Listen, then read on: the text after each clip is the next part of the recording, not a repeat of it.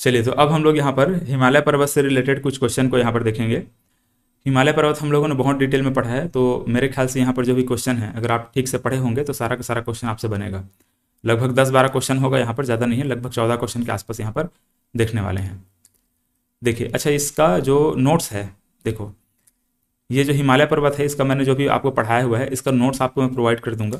लेकिन इसके लिए आपको सिर्फ ये करना होगा कि जितना भी मैं पढ़ाया हूँ, जैसे मैपिंग वगैरह मैंने बनाया हुआ है, उसको अपने से खुद से आपको बनाना है। यहाँ पर इस प्रकार से नोट्स में जो दूंगा उसमें तो आपको कंप्लीट यहाँ पर देखने को मिलेगा ही, सब चीज़ यहाँ पर रहेगा। जैसे हिमालय पर्वत पढ़ा है, हिमालय पर्वत में हम लोगों ने ट्रांस हिमालय पढ़ा है।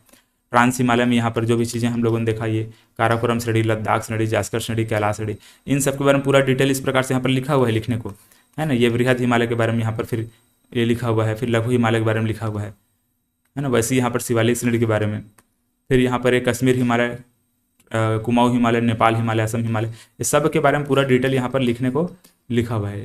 लेकिन मैं जितना आपको समझाया हूँ उससे ज़्यादा डिटेल इसमें नहीं है। जितना डिटेल में मैंने आपको वहाँ पर समझाते हुए मैं गया हूँ, वही सब चीज़ें यहाँ पर लिखा हुआ है। तो बेहतर होगा कि जो वीडियो मैंने आपको मतलब समझाते हुए बनाया हुआ है, उसको आप लोग बार बार देखिए और अच्छे से नोट्स बनाइए। अपने से नोट्स बनाएंगे ज़्यादा अच्छा रहेगा वो। तो नोट्स तो आपको मिल ही जाएगा, लेकिन इसके लिए आपको क्या करना पड़ेगा, जो मैपिंग वाली चीज़ें हैं, जो मैप आपको मैं बनाने के लिए अभी जो बताया हूँ, इस प्रकार से हिमालय का आपको मैप बनाना है, कहाँ कहाँ पे क्या क्या चीज़ें हैं, सबको अच्छे से दर्शाना है। उसको एक बड़ा सा सीट में आपको मैप बना करके अच्छे से रखना है, ठीक है। बाकी ये वाले जो नोट्स है उसको मैं चैट सेक्शन में सेंड कर दूंगा, या फिर वहाँ पर कोर्स वाले सेक्शन में अपलोड कर दूंगा, वहाँ से आप लोग इसको देख सकते हैं। चलिए, थोड़ा सा आपको मेहनत भी करना होगा, मतलब ऐसा नहीं कि हर चीज़ यहाँ पर प्रोवाइड कर दिया जाएगा तो आप पढ़ना ही छोड़ देंगे फिर। देखिए, अब इसके बाद यहाँ पर समझिए क्वेश्चन, देखो क्या बोल रहा है पहला क्वेश्चन।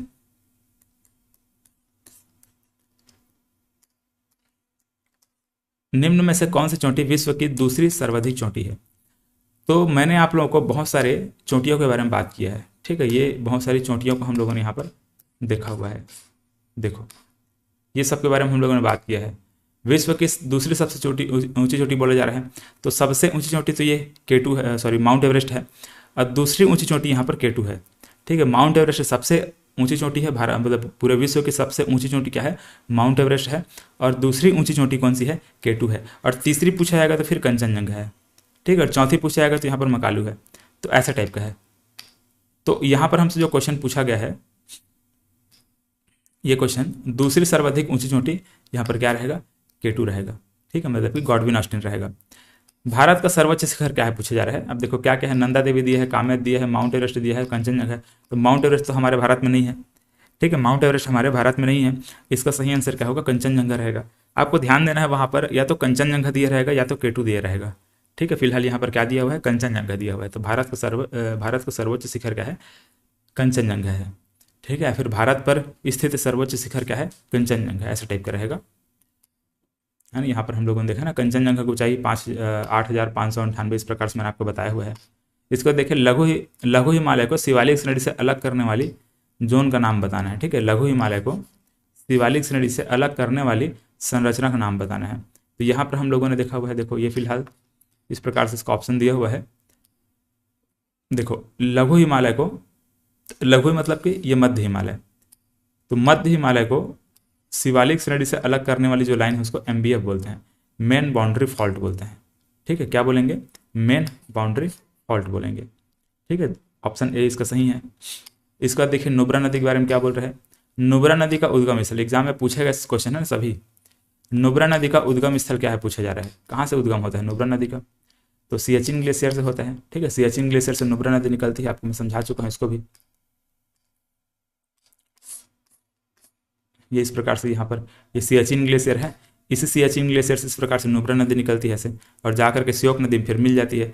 और श्योक नदी कहाँ बहती है, काराकोरम और लद्दाख के बीच में बहती है। इसी प्रकार सिंधु नदी यहाँ पर ये लद्दाख और जास्कर के बीच में बहती है, ठीक है। ऐसे टाइप से यहाँ पर मैं आपको समझाया हुआ था।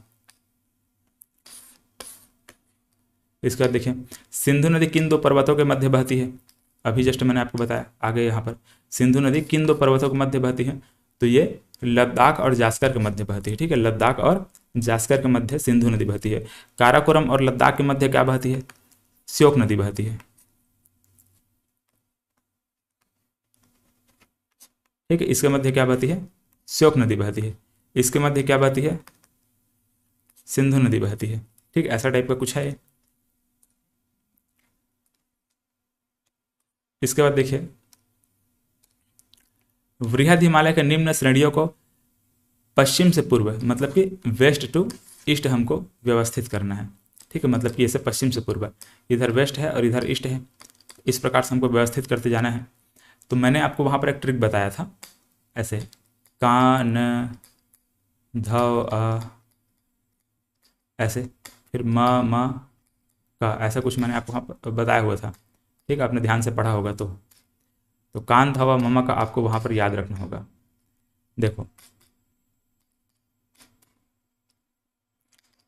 ठीक है, ऑप्शन में देख लो क्या क्या है। ऑप्शन में यहाँ पर धौलागिरी है, अन्नपूर्णा है, कंचनजंगा है, माउंट एवरेस्ट है ना भाई? अन्नपूर्णा, माउंट एवरेस्ट, कंचनजंगा, धौलागिरी, तो इन्हीं सब में हमको बताना है। देखो यहाँ पर क्या क्या है, तो धौलागिरी है, अन्नपूर्णा है, माउंट एवरेस्ट है, कंचनजंगा है। ठीक है, धौलागिरी, अन्नपूर्णा, माउंट एवरेस्ट, कंचनजंगा, तो यही ऑप्शन हमको लेना पड़ेगा, है ना? धौलागिरी, अन्नपूर्णा, माउंट एवरेस्ट और कंचनजंगा। धौलागिरी, अन्नपूर्णा, ये तो नहीं रहेगा, कंचनजंगा बाद में आएगा ना। तो धौलागिरी, अन्नपूर्णा, माउंट एवरेस्ट और कंचनजंगा, ये ऑप्शन सही रहेगा। ठीक है, ऑप्शन डी सही रहेगा, धौलागिरी, अन्नपूर्णा, माउंट एवरेस्ट और कंचनजंगा। इसका देखिए डल झील कहाँ है। ठीक है, डल झील अभी आपको मैं हिमालय पर्वत में बताया था, है ना? हिमालय पर्वत में कहाँ बताया था? कश्मीर में आपको बताया था। तो कश्मीर में क्या है? डल झील है। वहीं पर एक वुलर झील है। कौन सी नदी में है? झेलम नदी में आपको बताया था। झेलम नदी में वुलर झील है, डल झील, इस प्रकार से बताया था ना। जो दोनों मीठे पानी की झील है, डल झील और वुलर झील, दोनों क्या है? मीठे पानी की झील है। अगर पूछा जाएगा दोनों में से कौन वुलर नदी में ही स्थित है, तो वहाँ पर झेलम नदी में ही स्थित है, तो आपको बताना होगा वुलर झील। ठीक है, वुलर झील क्या होती है? झेलम नदी पर ही स्थित है, जबकि यहाँ पर जो डल झील है थोड़ा सा उससे दूर में है। हालांकि लेना है दोनों को कि उसी में स्थित है ऐसा बोल करके, क्योंकि दोनों का पानी वहाँ पर उस नदी में जाती है। जो झेलम नदी है उसमें दोनों का पानी जाता है। रोहतांग दर्रा किस श्रेणी पर स्थित है? ठीक है, रोहतांग दर्रा मैंने आपको समझाया हुआ है। किस श्रेणी पर स्थित है बताइए? पीर पंजाल है, काराकोरम है, शिवालिक श्रेणी है, उपरोक्त में से कोई नहीं। तो इसका सही आंसर है पीर पंजाल। देखो, ये रोहतांग दर्रा अगर आपसे पूछा जाएगा, है ना? देखो, रोहतांग दर्रा हालांकि यहाँ पर आपको बृहद हिमालय में दिख रहा है, लेकिन यहाँ पर ये वाला पॉइंट को आपको लेना है। ठीक है, रोहतांग दर्रा कहाँ पूछा जाएगा तो किसको लेना है आपको? पीर पंजाल में लेना है। ठीक है, पीर पंजाल दर्रा में, पीर पंजाल श्रेणी में स्थित है, ऐसे याद रखेंगे। ठीक है, यहाँ पर हालांकि मैंने लिख दिया है, लेकिन इसको किधर लेना है आपको? इधर लेना है, बृहद हिमालय नहीं बोल देना इसको। पीर पंजाल श्रेणी में रोहतांग दर्रा ऐसे लिखेंगे इसको। ठीक है, मैं आपको इसको करेक्ट कर देता हूँ ऐसे।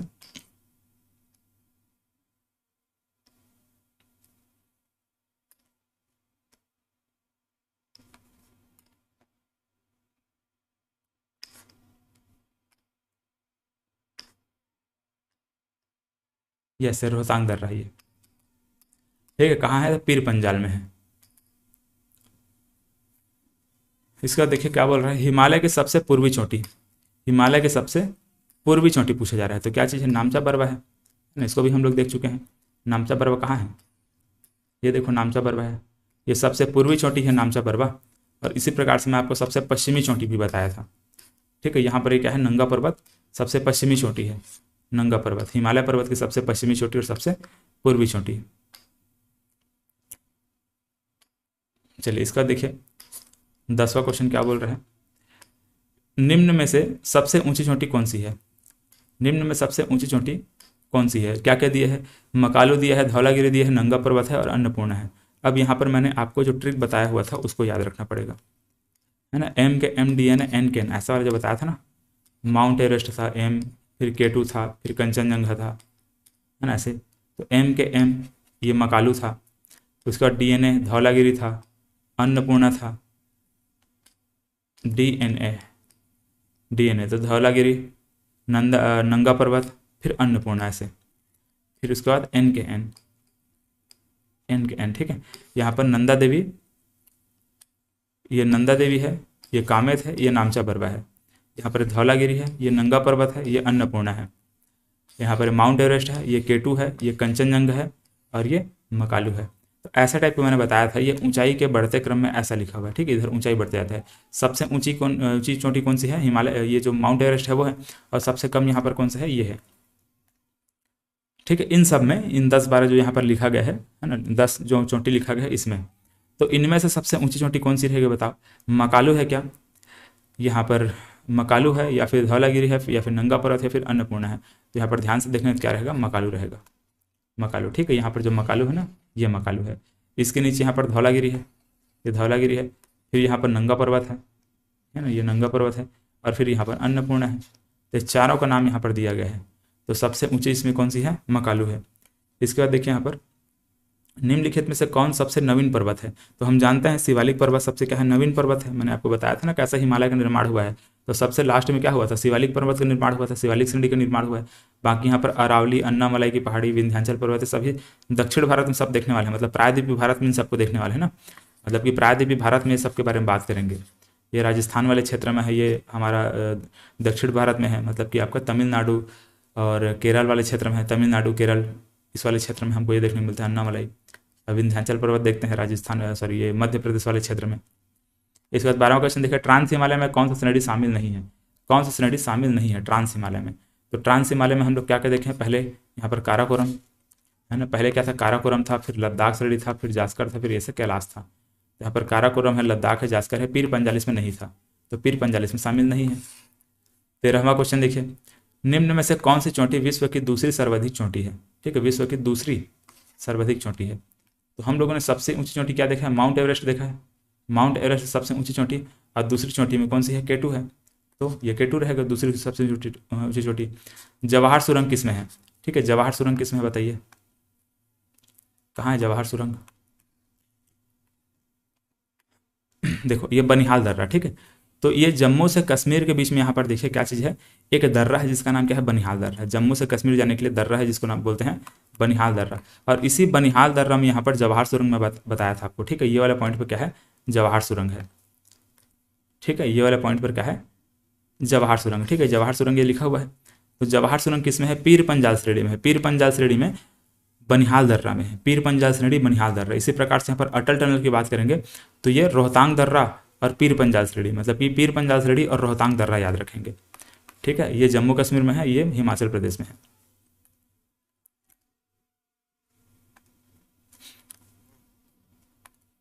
देखिए तो जवाहर सुरंग पूछा गया था, तो किस में है? ये बनिहाल दर्रा में है ना, बनिहाल दर्रा में।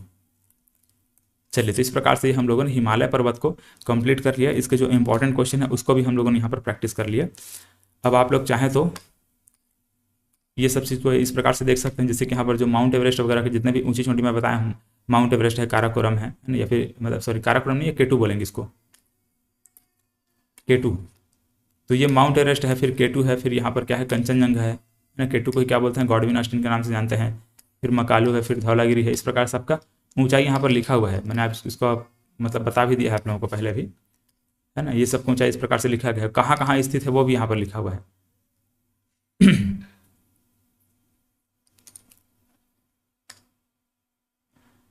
देखो वो जो हम लोगों ने पढ़ा हुआ है वही ट्रांस हिमालय को यहाँ पर विस्तार से बताया गया है, क्या क्या सब चीज़ें हैं उसको, है ना। यहाँ पर ट्रांस हिमालय में आपका जो जो श्रेणियाँ हैं, ठीक है, जैसे कि यहाँ पर काराकोरम श्रेणी के बारे में पहले बात किया है।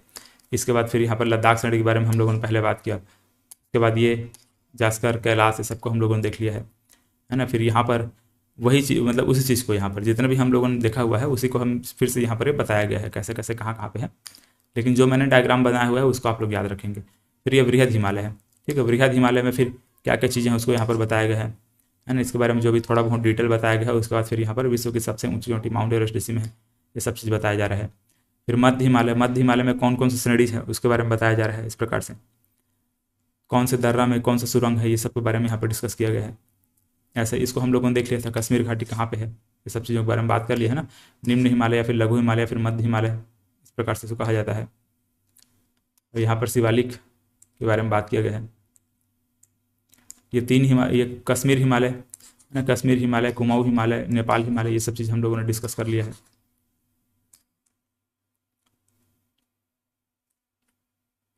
चलो ये सब क्वेश्चन को आप लोग प्रैक्टिस करिएगा, हाँ ये सब चीज़ देख लिए हैं।